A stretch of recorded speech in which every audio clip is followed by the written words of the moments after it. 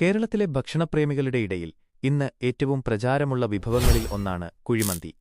യമനിൽ നിന്നുള്ള മന്തി എന്ന വിഭവത്തിന്റെ കേരളീയ രൂപമാണിത്.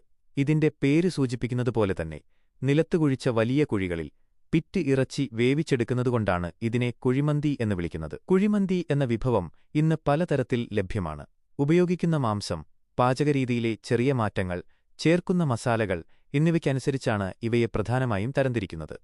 മലയാളികളുടെ പ്രിയപ്പെട്ട ഭക്ഷണവിഭവങ്ങളിൽ ഒന്നായി മാറിയിരിക്കുകയാണ് ഇന്ന് കുഴിമന്തി.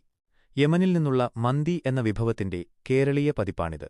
അറബിക് വാക്കായ നാഡ എന്നതിൽ നിന്നാണ് മന്തി എന്ന പേര് വന്നത്. ഇതിനർത്ഥം മഞ്ഞ് അല്ലെങ്കിൽ നനവുള്ളത് എന്നാണ്. ഇറച്ചി വളരെ മൃദുവായി വേവിക്കുന്നതുകൊണ്ടാണ് ഈ പേര് ലഭിച്ചത്. അമിതമായ എണ്ണയും കൊഴുപ്പും അടങ്ങിയിട്ടുള്ളതിനാൽ ആരോഗ്യകാര്യത്തിൽ ശ്രദ്ധയുള്ളവർ ഇത് മിതമായി ഉപയോഗിക്കുന്നതാണ് നല്ലത്. നമ്മുടെ ചാനലിനെ എല്ലാവരും ഒന്ന് സബ്സ്ക്രൈബ് ചെയ്യണം.